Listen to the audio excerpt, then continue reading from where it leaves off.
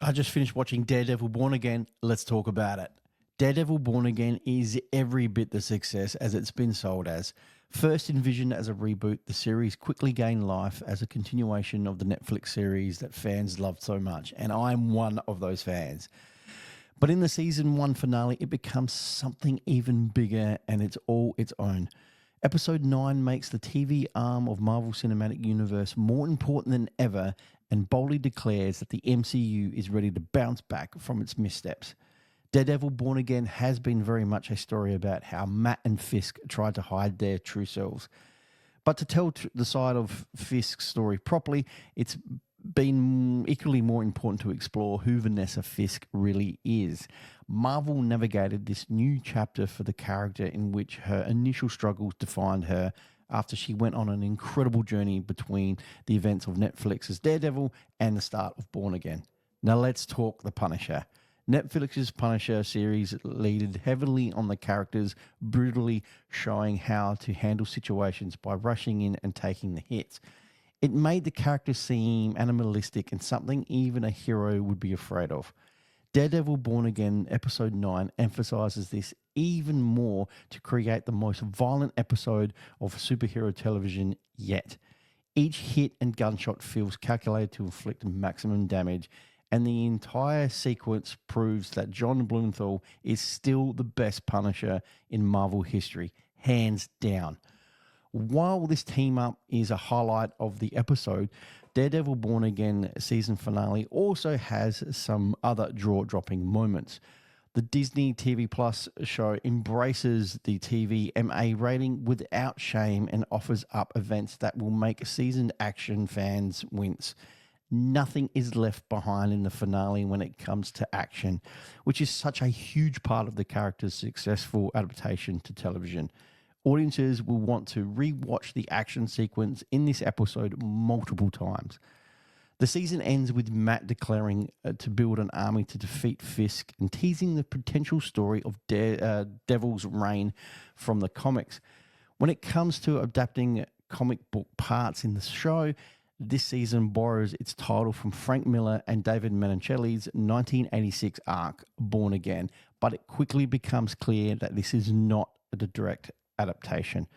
The comic book story that is used this season is based strictly on Charles's Soul Daredevil run and slightly teases Chip Zdarsky's Devil's Reign, which is the adaptation being used in season 2.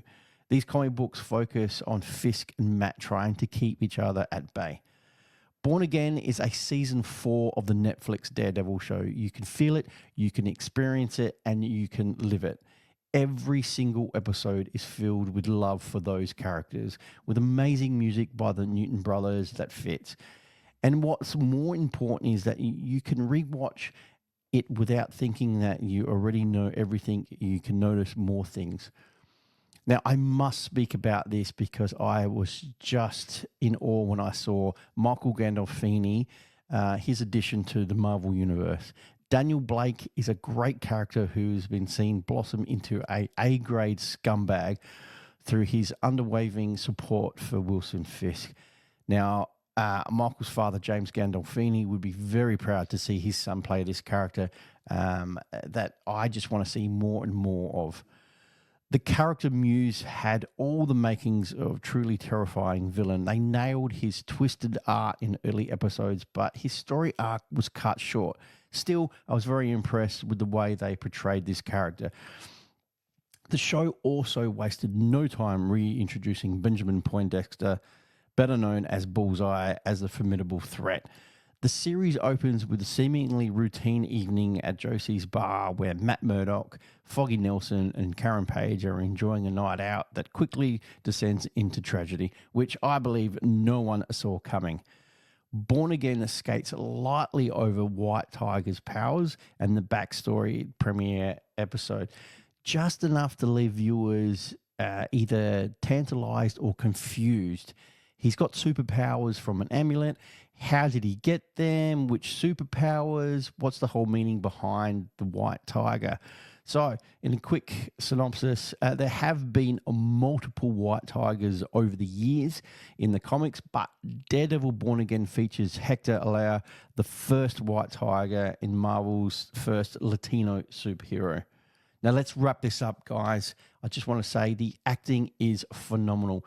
You can see the characters grow inner with the actors from both Fisk and Matt. And let's not forget Frank as well.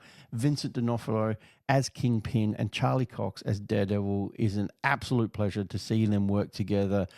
And they really draw you into their lives and the struggles they both face. I touched briefly on the performance of John Blumenthal as Frank Castle, the Punisher. Can't wait to see more of him in the new Punisher show next year. He really takes his character to the next level. Let's not forget the supporting cast. They were all fantastic.